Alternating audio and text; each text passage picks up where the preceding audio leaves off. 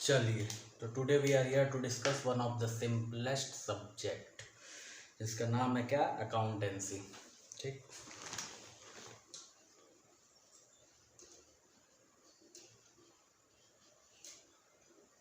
Sir accountancy क्या है? Accountancy एक सब्जेक्ट है, ठीक है, जिसमें हम क्या पढ़ते हैं, अकाउंटिंग के बारे में पढ़ते हैं, अकाउंटिंग टर्म पढ़ते हैं। सर अकाउंटिंग क्या होता है?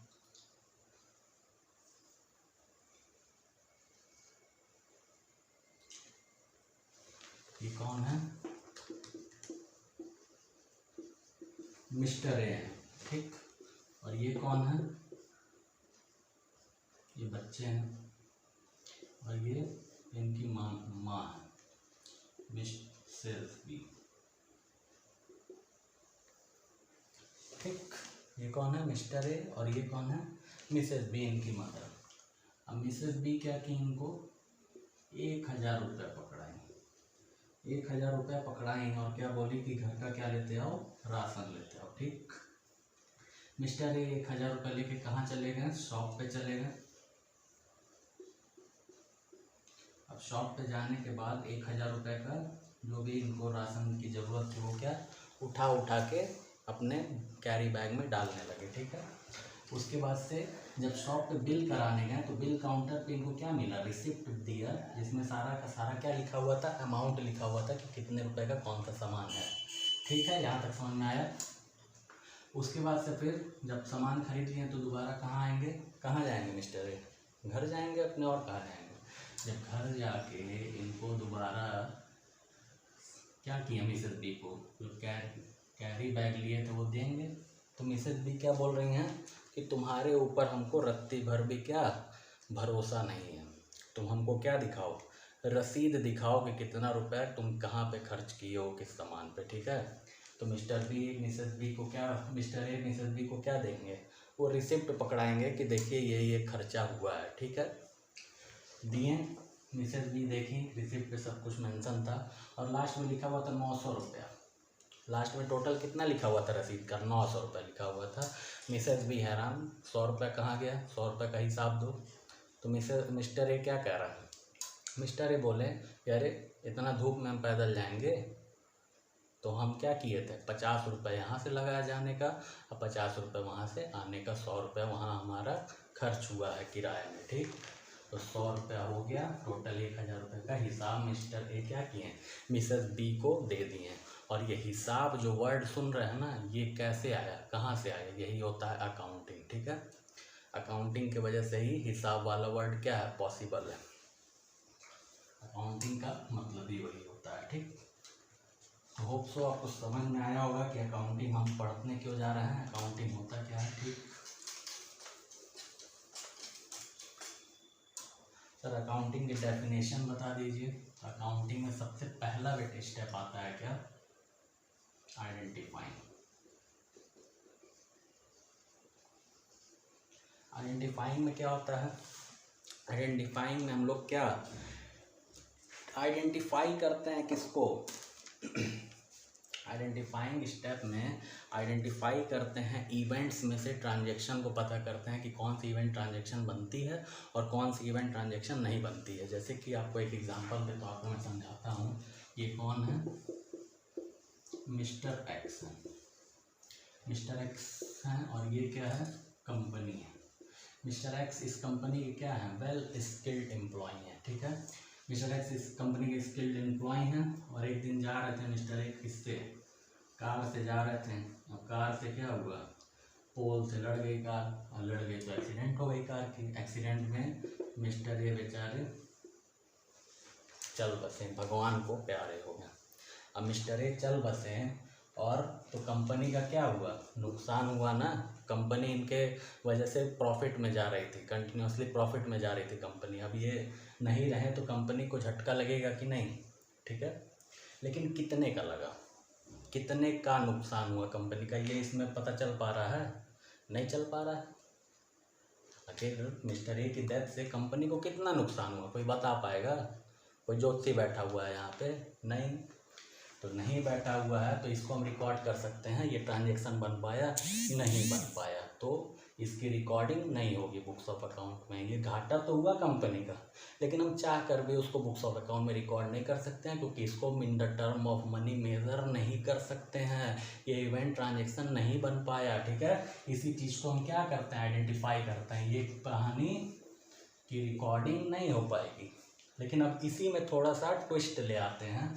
मिस्टर ए क्या किए थे, कंपनी से 1 लाख रुपया क्या किए थे, लोन लिए थे, ठीक। कंपनी से 1 लाख रुपया लोन लिए थे। अब उसके बाद क्या हुआ, कंपनी की पॉलिसी थी कि अगर हमसे कोई लोन लेता है और अगर उसकी डेथ हो जाए तो पैसे वापस करने की कोई ज़रूरत नहीं है, ठीक। अब बताइए इसी एग्जांपल में कंपनी का कितना लॉस दिख रहा है, अमाउंट में कितना लॉस दिख रहा है कंपनी का, ये 1 लाख रुपया दिख रहा है ना। अब तुम in the term of money measure हो गया ना, इसको क्या मानेगी कंपनी, अपना लॉस मानेगी और इसको बुक्स ऑफ अकाउंट में क्या करेगी, रिकॉर्ड करेगी, ठीक।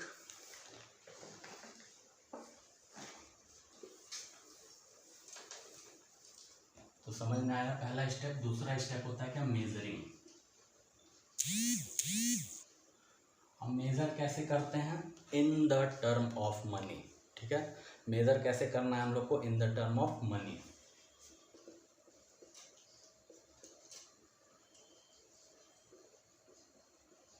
ये हम बताए भी हैं अभी, ठीक है।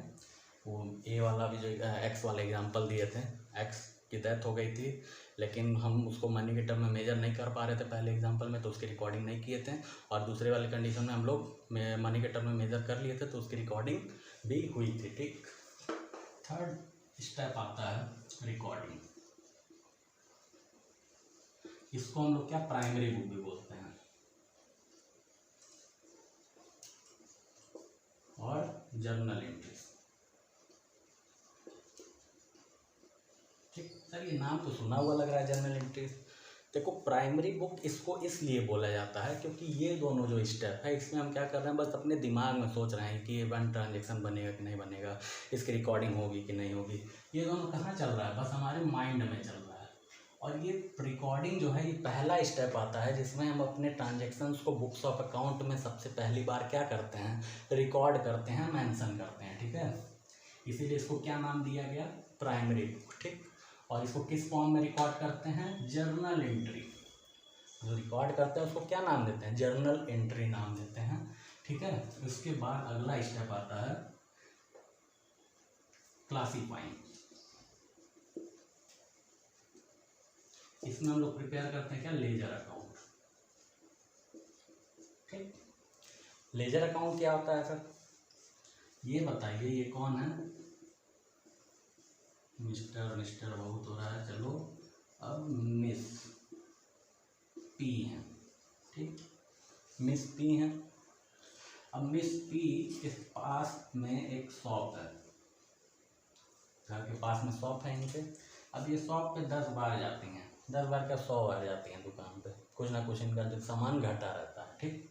एक बार गई दुकान पे, कितने रुपए का सामान ले आई खरीद के, 1000 रुपये का, ठीक।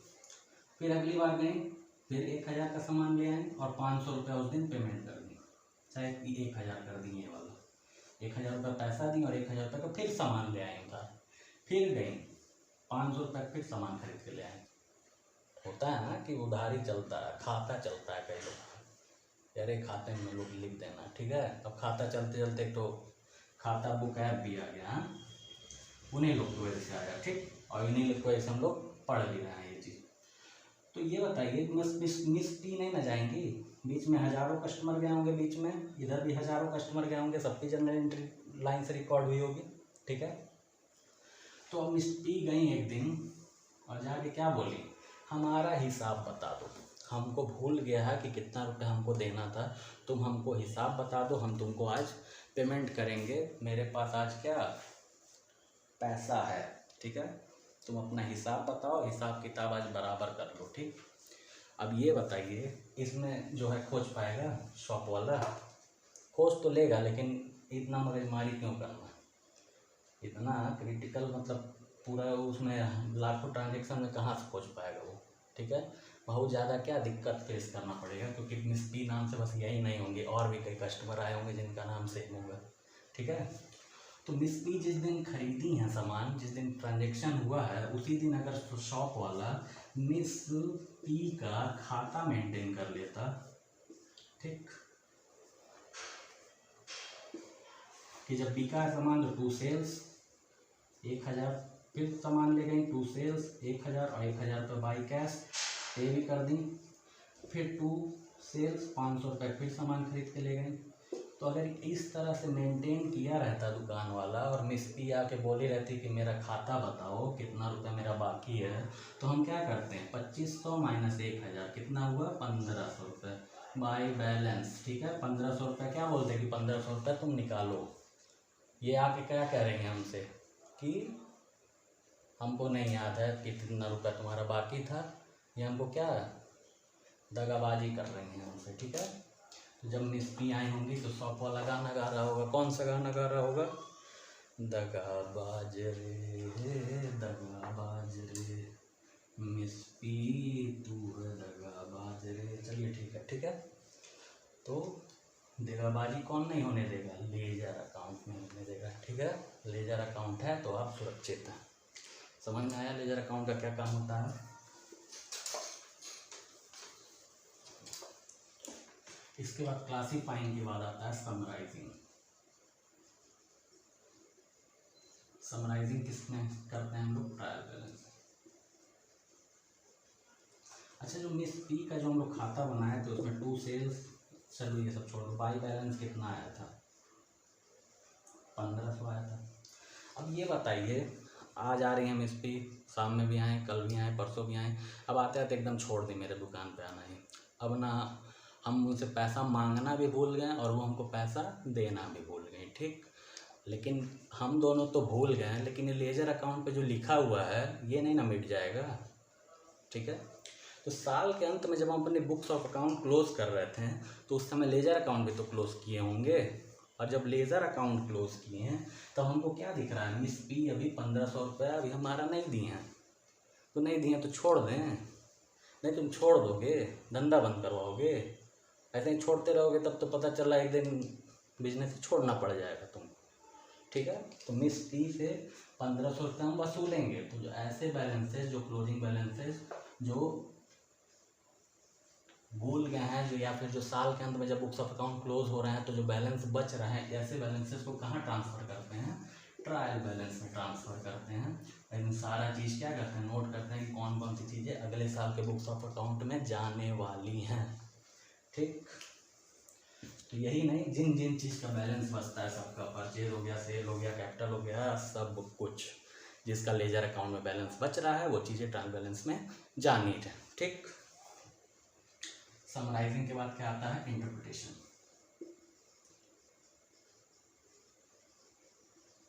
इसमें क्या बनाते हैं, trading and P&L account and balance sheet, ठीक। ट्रेडिंग एंड P&L अकाउंट और बैलेंस शीट। सर ये क्यों बनाते हैं, अच्छा ये बताइए, इतना कुछ बिजनेसमैन खर्च कर दिया अपने अकाउंटेंट पे कि ये बनाओ, ये खाता बनाओ, वो खाता बनाओ, ये पता करना हमको, वो पता करना है, तो उसको अंत में ये जानने की इच्छा नहीं होगी कि एक्चुअल में जो हम बिजनेस कर रहे हैं वो प्रॉफिट में जा रहा है कि लॉस में जा रहा है, हमारा बिजनेस ग्रो कर रहा है कि बैक आ रहा है, मतलब कि डिक्रीज कर रहा है, ठीक है। तो जानने की इच्छा होगी, तो जानने की इच्छा को कौन पूरी करेगा, trading and P&L account and balance sheet. Balance sheet हमारा क्या, कंपनी का रिजल्ट, ठीक। उसके बाद लास्ट आता है step communication of the financial statement of business concern, ठीक। आखिरी में क्या आता है, कम्युनिकेशन। अच्छा ये बताइए, जब आपका रिजल्ट निकलता है तो आपसे और आपके परिवार से ज़्यादा कौन एक्टिव होता है, आस पड़ोस, मोहल्ला, रिश्तेदार, ये लोग तुरंत एक्टिव हो जाते हैं। आपको आपके रिजल्ट से भले फ़र्क ना पड़े या ना पड़े, लेकिन उनको ज़रूर पड़ता है कि नहीं। तो वही चीज़ कंपनी के साथ भी होती है, ठीक है। जब जैसे रिजल्ट निकला, बैलेंस शीट जैसे बनी, तुरंत आस पड़ोस मतलब कंपनी से जुड़े हुए जो भी लोग हैं तुरंत एक्टिव हो जाएंगे। उनको देखने की इच्छा तुरंत क्या अंदर से तुरंत क्या होता है, बुलबुले फूटने लगेंगे कि हमको देखना है कंपनी कैसे कमाई है, क्योंकि वो कंपनी के क्या कहीं ना कहीं से जुड़े हुए हैं कंपनी से। ठीक है, कंपनी भी एक आर्टिफिशियल पर्सन होती है और हम एक नेचुरल पर्सन होते हैं, तो कुछ तो सिमिलरिटीज़ होनी चाहिए ना। तो रिश्तेदार वाली सिमिलरिटीज़ दोनों के साथ है। ठीक है, तो जैसे रिजल्ट निकलेगा सबसे पहले कंपनी को कम्युनिकेट करना पड़ेगा, या हाँ हाँ तुरंत आता है ना, हाँ चाचा पास हो गए, हाँ हाँ बुआ पास हो गई, ऐसे होता है ना। तो कंपनी का भी जब रिजल्ट आता है तो तुरंत सबको बताया जाता है, हाँ बोर्ड ऑफ डायरेक्टर्स, हाँ ठीक है हम अच्छी है कंपनी, ग्रोथ अच्छा है, हाँ एम्प्लॉय तुम लोग बहुत अच्छा काम किए हो। क्रेडिटर्स भी आते हैं, हमको भी दिखाओ। और जो क्या कहा जाता है बाहर और जो कौन लोग डिवेंचर होल्डर्स वो भी देखना चाहते हैं। तो ये सब एक्सटर्नल हैं, तो इंटरनल और एक्सटर्नल दोनों यूज़र्स हमारे रिजल्ट को देखना चाहते हैं। ठीक है, कि हम कैसा परफॉर्म किए हैं। ठीक, तो ये क्या हो गई अकाउंटिंग की definition. Accounting is the process of identifying, measuring, recording, classifying, summarizing, interpretation and communication of the financial statement of the business concern। ये पूरा स्टेप है, सब कुछ सीरीज में रहना चाहिए। और ये हमारा क्या है अकाउंटिंग का डेफिनेशन है। होप सो आपको समझ में आया होगा। और भी कुछ जो भी टॉपिक हो आप कमेंट बॉक्स में ज़रूर बताएं, मैं उसको ज़रूर उस पर वीडियो बना के डालूँगा। तब तक के लिए धन्यवाद, मज़े में रहें और लाइक और सब्सक्राइब करें चैनल को। ठीक है, धन्यवाद।